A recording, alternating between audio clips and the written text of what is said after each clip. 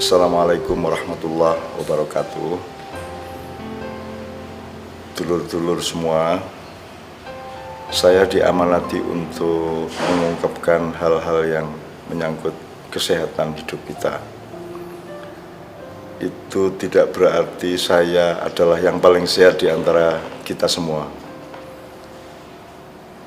Alhamdulillah, Allah selalu sayang dan memelihara, merawat kesehatan saya sampai umur 64 sekarang.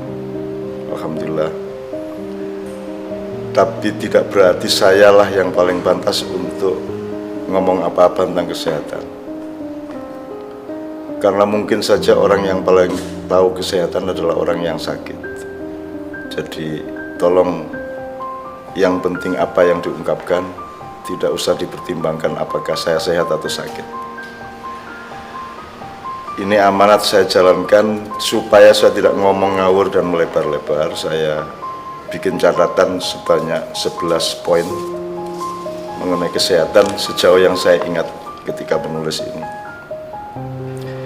Pertama, hidup sehat atau kesehatan hidup itu merupakan gabungan antara kesehatan jiwa, kesehatan badan, dan kesehatan hubungan manusia dengan Tuhan.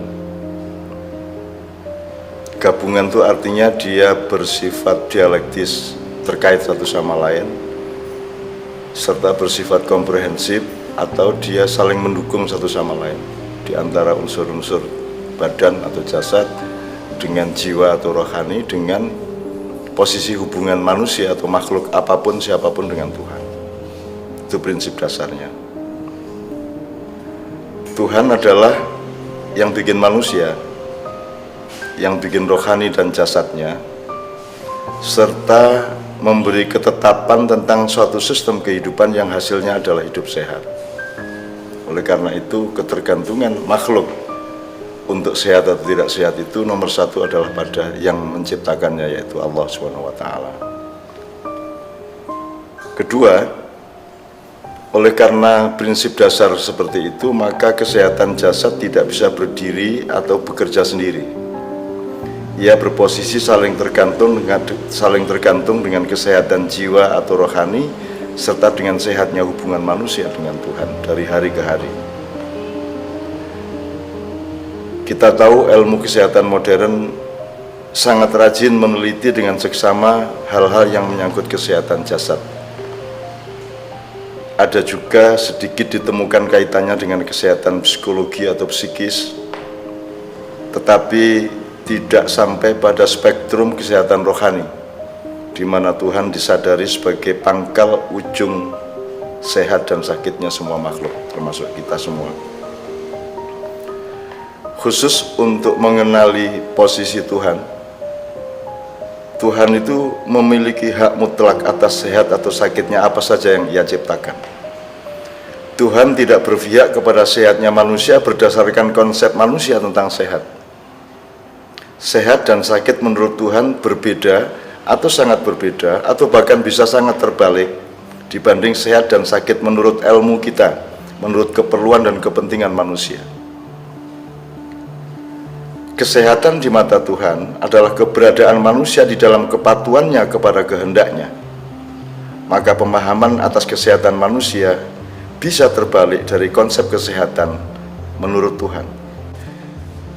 Keempat, ada kemungkinan-kemungkinan yang mungkin tidak terbatas jumlahnya. Tuhan bisa memberi sakit kepada manusia, tapi fungsinya adalah penyehatan jiwa. Tuhan memberi sakit atau penyakit kepada manusia, maksud atau posisinya bisa saja sebagai ujian, atau pendidikan, atau peringatan, atau mungkin hukuman. Sebaliknya, Tuhan memberi sehat kepada manusia juga bisa merupakan ujian, pendidikan, peringatan, atau hukuman. Jadi sehat dan sakit menurut kita ternyata bisa sangat terbalik dengan sehat dan sakit menurut Tuhan. Tergantung kita bisa menemukan enggak latar belakang kenapa Tuhan bikin kita sakit, kenapa Tuhan bikin kita sehat. Sakitnya manusia bisa membuatnya bersikap rendah hati dan sadar ketergantungannya kepada Tuhan.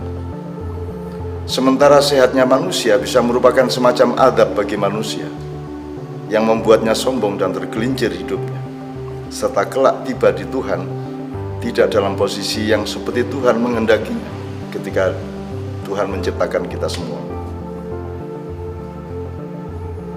Kelima, demikian juga konsep Tuhan tentang hidup dan matinya manusia tidak sama dengan pemahaman kita, dengan pemahaman manusia. Banyak kita alami bahwa sakit berlanjut ke kematian, tapi juga bisa kematian terjadi tanpa sakit sebagai sebab musababnya. Di dalam konsep Tuhan, hidup dan mati bisa berkait, bisa juga tidak berkait, terserah Tuhan. Tuhan menghidupkan dan Tuhan mematikan hanya terkait dengan kehendaknya itu sendiri, tidak harus berhubungan dengan sakit atau tidak sakit.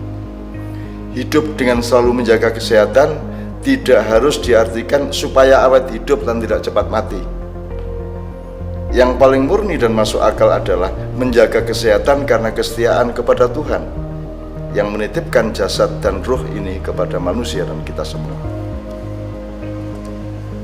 Keenam, manusia mencari dan menemukan amat sedikit dari ilmu kesehatan yang Tuhan maha menguasai keseluruhannya. Manusia wajib berikhtiar merawat kesehatannya, tetapi hakikinya Allah yang mengambil keputusan tentang sehat tidaknya manusia.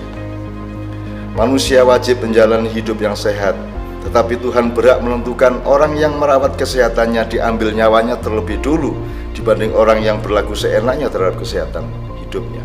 Itu terserah Tuhan. Dan kita sebaiknya tidak usah membantah dan mengabdi dan ikut saja kepada Tuhan. Untuk itu tidak ada salahnya, tidak ada gunanya menyalahkan Tuhan dengan keputusannya yang dari sudut kepentingan kita seolah-olah semena-mena dan diktator itu. Sebab setiap kondisi sehat atau sakit di suatu titik, di suatu area, penggalan atau petak dalam proses kehidupan baru bisa dinilai kesejatian sehat atau tidaknya kelak pada momentum tertentu di alam yang rumusnya adalah komprehensi dunia akhirat sekaligus. Kita mengenal hanya sepetak kecil dari urusan dunia, dan kita sebenarnya tidak berada pada posisi yang ilmiah untuk mengambil keputusan saat ini juga mengenai kita sehat atau sakit. Itulah sebabnya manusia tetap memerlukan iman, takwa, dan tawakal kepada Tuhan dalam keadaan sakit maupun sehat. Semua kondisi, ilmu, dan pemahaman tentang kesehatan atau apapun saja selalu dimasukkan ke dalam spektrum iman, takwa, dan tawakal. Kalau mau gampangnya ya sehat ya monggo, sakit ya monggo, asal tetap berada di dalam iman, takwa, dan tawakal. Ukurannya itu. Nomor 7, manusia meneliti sakit dan sehat, kemudian berikhtiar mengobati, tetapi manusia tidak mampu berposisi untuk menyembuhkan. Manusia menanam benih, Tuhan yang menyemaikan. Manusia berjuang, Tuhan yang menentukan pencapaian atau kegagalan.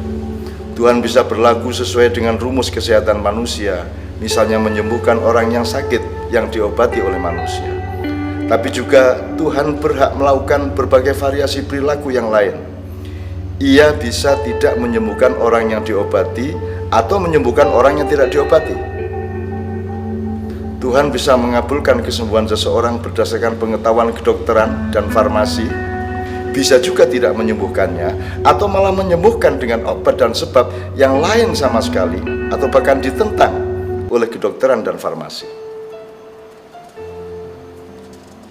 8. Kalau dokter, tabib, dukun, atau siapapun disebut menyembuhkan seseorang dari sakitnya dengan menggunakan obat atau ramuan atau perlakuan yang dikenal baku dan diakui oleh ilmu manusia, mohon izin, kesimpulannya bukan ilmu dan obat itu pasti benar.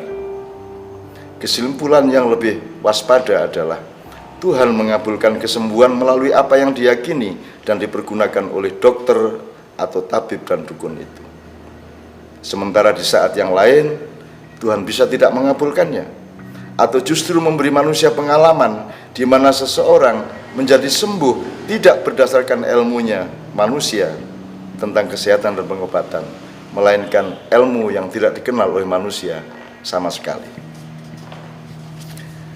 9. Seseorang yang dekat dengan Tuhan mengeluh, "Ya Allah, sembuhkan perutku." Tuhan menjawab, "Baiklah, ambil daun itu dan makanlah." Belum sampai ia memakan daun itu, perutnya sembuh. Kemudian ketika perutnya sakit lagi, orang itu langsung mengambil daun itu. Ternyata perutnya tidak sembuh-sembuh meskipun sudah sekian lembar daun telah ia makan. Orang itu memprotes, "Ya Allah, ketika aku sakit perut, Engkau memerintahkanku untuk menyembuhkan pakai daun itu. Kenapa kali ini tidak sembuh perutku?" Tuhan menjawab, "Waktu sakit yang pertama Engkau mengeluh dan minta tolong kepadaku. Tapi yang kedua, Engkau tidak minta tolong kepadaku, melainkan langsung mengambil daun itu. Maka perutmu tetap sakit, karena daun dan apapun tidak bisa menyembuhkan sakit perut. Dan sakit apapun yang bisa menyembuhkan dan yang berkehendak menyembuhkan adalah kemauan dan kasih sayangku." 10. Oleh karena itu syarat kesehatan hidupnya manusia ada 2 yang sebaiknya kita pilih, meskipun kita bisa saja dibiarkan oleh Tuhan tetap sehat tanpa memilih keduanya. Pertama, memastikan secara permanen dan simultan pemfokusan hati kita kepada Tuhan. Hati kita bertauhid, pikiran kita bertauhid, setiap helaan nafas bertauhid, setiap langkah bertauhid, arah hidup kita bertauhid, pekerjaan kita bertauhid, senang dan susah kita bertauhid, kaya dan miskin kita bertauhid. Yang kedua, berpikir hakiki, berpikir sehat, berpikir jujur, berpikir positif, berpikir kompatibel dengan kemauan Tuhan.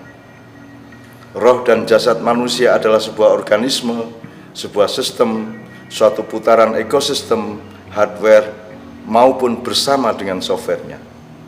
Setiap ketidakjujuran rohani, ketidakjujuran hati dan pikiran akan mengubah manajemen ekosistemik di dalam hidup kita, sehingga potensial untuk menjadi destruksi, dismanajemen, kekacauan, dekonstruksi, atau kekacauan atau kerusakan susunan-susunan kerjasama di dalam roh, saraf, dan jiwa kita, termasuk semua unsur jasad-jasad kita, sehingga produknya adalah sakit.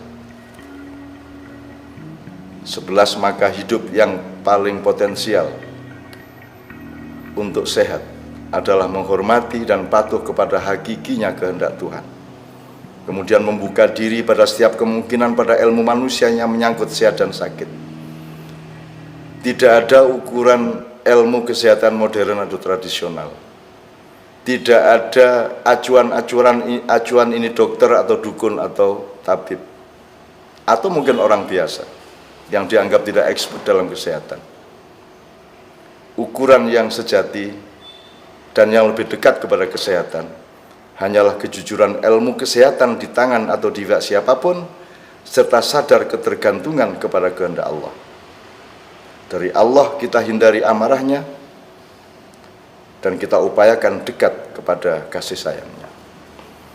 Ini sudah ditulis dan bisa diperbanyak, tidak harus difahami sekarang, tapi mudah-mudahan setiap yang kita dengarkan bisa menjadi benih yang tertanam, sehingga dia akan ditumbuhkan oleh Tuhan, bersemai, berdaun, berbatang, kemudian muncullah buah-buah kesehatan di dalam hidup kita masing-masing, dan semuanya entah dalam waktu berapa lama, terserah Allah SWT.